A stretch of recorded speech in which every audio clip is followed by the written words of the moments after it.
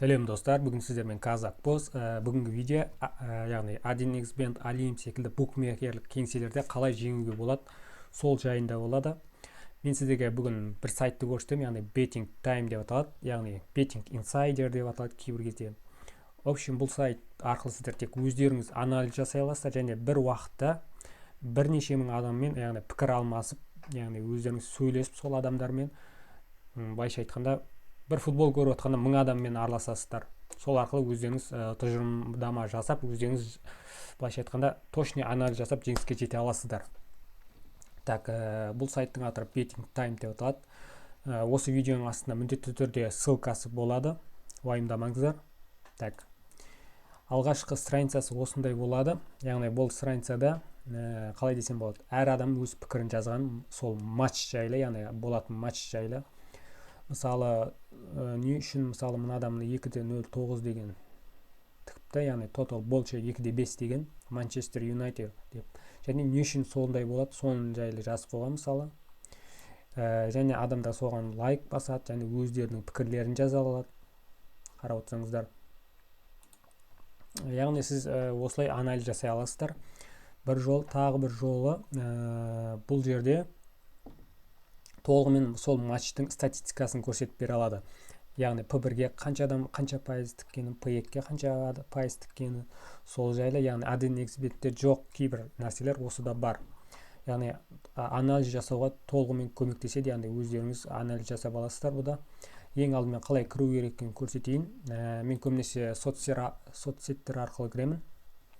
Мен қазір Google арқылы кіремін, көптеген программасы Google-ға тіркелгеннен кейін сол Google-ға тіркеп қойған барлығын. Так, осылай кіреміз. Менде сет кішкене нашар. Так. Қазір кіру керек. Пока бұл кірем дегенше, міндетті түрде осы видеоға жазылып, лайк басып кетсеңіздер болады. Так. Айналып жатыр. Мінекей кірдік. Тағы айтатын нәрсе, бұл жерде, бұл сайтта сізге бір балл береді. Яғни сіз әр матчқа тікіп кете бересіз сол балыңызды. Кейін тіккен сайын, яғни сол матч дұрыс болған сайын, яғни сол балда көбейе береді. И нәрде сіздің ройыңыз тұр, сол да көбейе береді. Яғни ройыңыз көбейген сайын сіздің яғни прогноздарыңыз точно болып жатыр деген сөз. И балыңыз да жоғарылай береді. И осылайша сіз өзіңіз әбден ақша тікпей тренировка жасай аласыздар, яғни әртүрлі матчтарға тігіп әбден тренировка жасап, кейін көтеріліп, яғни шынайы ақшаға көшсеңіздер болады. Көп адам бұны біле бермейді. Так, міне алғашқы страница осындай, әр адамның несін көре аласыздар.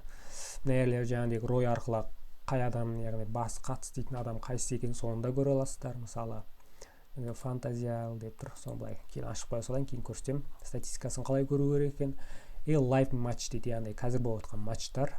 И сосын ең танымал матч сол жайлы көрсетеді. Матч дня деп тұр. Так, осылар кіруге болады. Так, ар жағы реклама анау. Так, үстінде бізде Betting Insight-та тұр. Енді матч центр деген кіреміз. Матч центрде бұл бүкіл әлемде болатын матчтардың барлық тізімі тұрады десек те болады. Мысалы, бүгін болатын матчтар. Завтра десеңіз, ертең болатын. Так, бүгін түнде болатындар ғой қазір. Так, бізге қайсысы керек? Нәрде жаңағы мына адамдардікі ройларына қарайсыздар. Так, бірінші матчтан бастайық. Одан да танымал матчты көрейік. Бірінші үстінен басамыз. Примерно 6 сағаттан кейін басталады екен. Так, интернет загрузить етіп жатыр. Давай. Так, мінекей шықты. Мына толығымен көре аласыздар. Прогноз, анау-мынау. Бұда да жаңа балдарыңызды көбейту үшін тігесіздер. Так, прогноз деп тұр. 2094 прогноз жасалған. Так, ставка дня дейді. Мұна адам көп тіккен екен осы. Так, мына прогноздар, анау-мынау. Бұны өздеріңізді оқып аласыздар. Астына түсе береміз. Так, түсе бергеннен кейін мына прогноздар былай ауыстыра бересіздер. Так, коэффициенті дейді. Коэффициент. Міне осы жерде біз тігеміз. Яғни өзіміз тігеміз. Мен мысалы тікпей тұрып, жаңағыдегінің бәрін оқып аламыз. мына жерде статистика матч деген бар, статистика деген бар. Осы матч жайлы толығымен статистиканы көрсетеді. Яғни мысалы 2000 адам тіксе, соның бәрін процентке бөліп қайсыған көп тіккенін көрсетеді. Мысалы топ 5 ставка, ең көп тігілген 5 ставканы көрсетеді. Мысалы көбісі P1-ге тікті, яғни 26%, қалғаны 0,3-да, total менше 2,5, анау-мынау. Так, P1. Значит, P1-ге дейміз. P1-ді басамыз, мына жерден көтереміз. Өзіңіздің ойыңызды жазсаңыздар болады, жазбасаңыз сделать ставка дейміз, сонымен айналады. И сосын бізге сәттілік тілейді. Осылайша біз матчтарды көре аламыз. Егер матчтарды көріп атқан кезде, мысалы мына жерде мынандай шығады, өзі қандай пікірлер шығады, былайынан бассаңыз. Осы матч болып атқан кезде онлайн чат десек те болады. Осы онлайн чатта сөйлей бересіздер, матч болып атқан. Кейін матч басталған кезде мына жер вообще соғыс алаңы болады. Әркім әртүрлі нәрсе жазады, өздерінің ойларын жазады. Сіз де ойыңыз жазсаңыздар болады мына жерге. Сонымен, сөйтіп тұжырымдама жасай аласыздар өздеріңіз. Общий тұжырымдама жасауға сіздерге әбден көмектеседі бұл сайт. Мына жерде жаңағы ройына ендігі прогноз дейді. Енді рейтинг. Яғни көп адамдардың сіз прогноздарын ала аласыздар. Сол адамға жазылу арқылы, мысалы прогноз дегенді басамыз, рейтинг дегенді. Яғни солардың ройларына қарап сіздер прогноз жасай бересіздер. Яғни кімдікі ройы көп, сол адам көп жеңіске жеткен деп есептеуге болады мына жерде. Біз жаңа біреуін таңдаған едік. Фанизил Бекей дейді. Так, Бекей. Подписаться етсеңіз, сіздің жаңағы бірінші бетіңізде, страницаңызда осының прогноздары шығып отырады. Не үшін тіккенін, анау-мынау бәрі шығып отырады. Так, осылай подписаться етсеңіз, мына көре аласыздар қайсына тіккенін. Мына жерде статистика дегенім болады. Статистиканы басамыз. И выигрыш 15%, проигрыш 77%. От души қадалған адам екен. Так, бұл адамға сенуге қажеті жоқ. Өйткені көп пайызы ұтылған екен. Так, жаңағы рейтингте қайсы сет бірінші тұрған мен дейді. Соны басайық.